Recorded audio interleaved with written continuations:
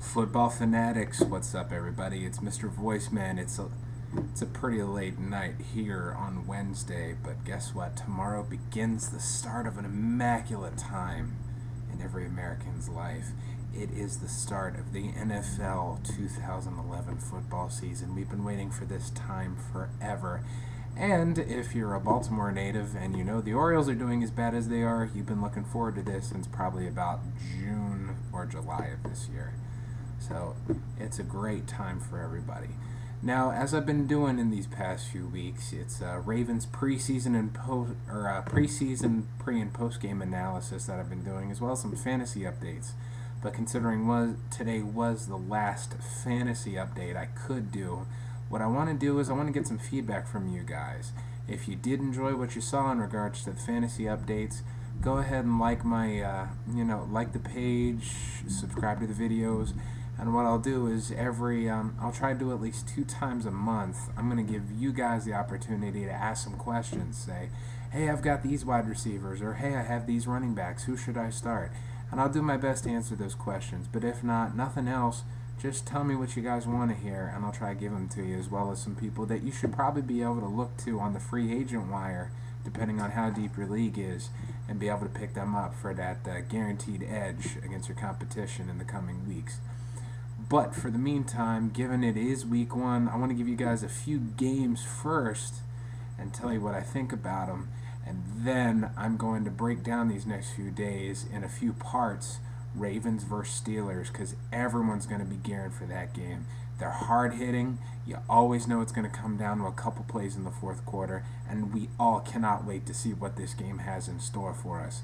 But in the meantime, I'm going to go ahead and throw a few of them out there to you guys that, you might be bored on a Sunday or, in this case, on a Thursday night and say, let's watch those. Let's see what happens there.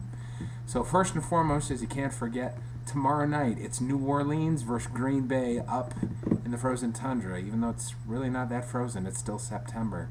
But yeah, that's New Orleans versus the Green Bay Packers. As you know, the Super Bowl champion Green Bay Packers at that.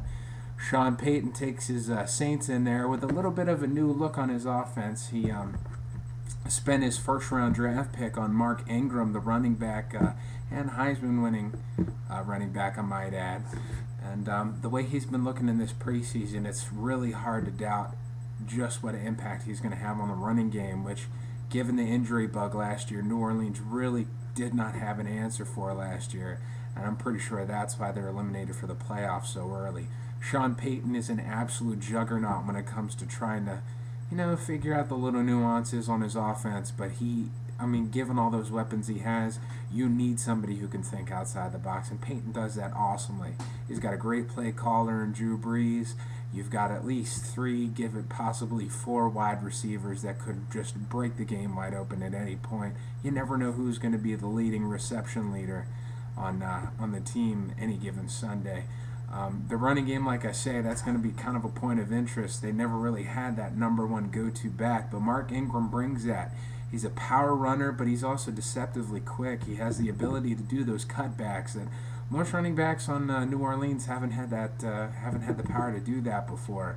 So I look for the running game to be a question mark, given the fact that Green Bay's defensive front, it does have an injury on one of the end spots. Cullen Jenkins isn't going to be there, and his backup is actually feeling the effects of a long preseason.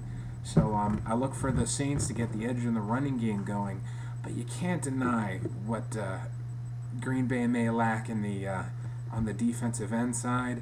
They're going to more than make up for it with the linebacking core. They let go of Neil Barnett, who's a friggin' monster at middle linebacker.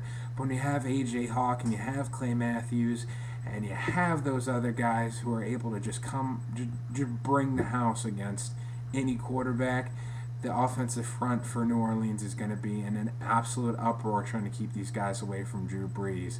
The no-huddle is going to look to be a very big factor in this game. Rodgers is huge in that, but Brees knows how to operate it too, and that will really be able to keep both defenses off balance and not allow them to call those blitz packages and sub packages that they both strive for. But in the end, I look for Green Bay just to continue its winning ways from the Super Bowl. It's a really deep offense. Just so many different weapons. You don't know who's going to get the rock on this one. So I have to go with Green Bay in this one. I go ahead and I give them at least a field goal, possibly more, as they open the season on a high note against probably their most difficult opponent for the entire season. Because let's face it, that division is second rate compared to what the Packers are going to put on the field. Next up is Cleveland versus Cincinnati.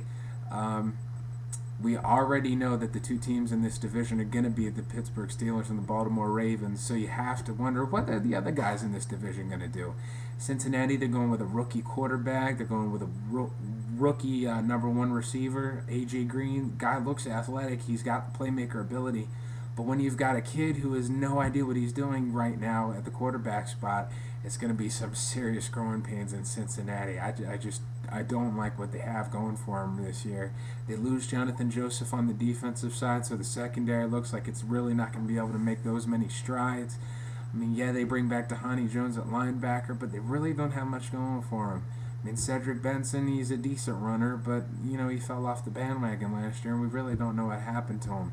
But Cleveland's a team on the way up. Colt McCoy, he looked poised this preseason. He looks like a man possessed, and he's ready to make some strides this year to become one of the upper echelon quarterbacks. Granted, his size might be one of the definitive factors that holds him back this year, and especially given a wide receiving core that just has really no names. That's kind of the surprising thing, which given how good he was this year. But if you look for Benjamin Watson, the tight end, which will probably be the security blanket McCoy is looking for, hey, you can't deny Peyton Hillis as well. And you throw in Josh Cribbs, who probably will look to spend most of the season as the number 2 wide receiver, possibly number 1, as well as punt returner and kick returner. The guy can do everything. You have to go with Cleveland this year on this victory. I mean, it's an open check case. They're a team on the way up. They're going to surprise some people this year, and they're going to make a statement this week against Cincinnati. Now, Philadelphia versus St. Louis. Everyone's talking about this matchup, and there's good reason. Josh McDaniels is St. Louis's offensive coordinator this year. And if you remember how good New England did with Matt Castle as their quarterback when Tom Brady went down, McDaniels was the reason this happened. Now he gets a fresh young quarterback to turn into an absolute beast of a pass thrower. You've got a great running back tandem in Cadillac Williams, as well as Steven Jackson, who is still the featured back. Still a little bit older, a little more mileage on him, but I look for him to have a huge season again and also have some relevance in this really pass-happy offense. They've got a very underrated receiving core with Mike Sims-Walker coming over from Jacksonville. Mark Clayton, he might be a couple weeks away, but we know the chemistry he had with Sam Bradford. And Denny Amendola, he's the most underrated slot receiver in the NFC, in my opinion anyway. So I look for that receiving core to catch fire really quickly, and it could be an upset if they weren't going against such a stout defense as the Philly defense. I mean, Nnamdi Asomugha, that's half the field gone right away. Then you have Asante Samuel as your possible nickelback. Add Dominique Rodgers-Cromartie from Arizona, just given the trade for Kevin Kolb out there. There's no denying it. I'm sorry to say, they might blitz him often, but Vic's going to find a way to make this happen. The Eagles come out on top. And last but not least, before we get to Pittsburgh in the next part of this segment, Houston versus Indianapolis. Indy is going to be without Peyton Manning this week, which means it's Kerry Collins coming out of retirement. He hasn't had much time to really try to get a grasp of this offense, so it's going to be heavy relied on the ground game. Joseph Adai is a hell of a back. I got to give him that, but he can never stay healthy. But they have a really big triple threat this year with Donald Brown, and I really don't know the guy's name, but he is the cousin of Edgerrin James. I could be wrong. I'm not sure about that guy. But given all that, the offensive front is amazing for Indy. They're going to keep Collins on his feet, but it's not going to be enough to stop that potent offense of Houston.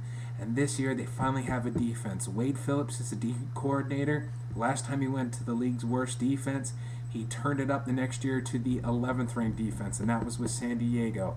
They bring Jonathan Joseph over from Cincinnati. They get a really good safety in Danny Manning.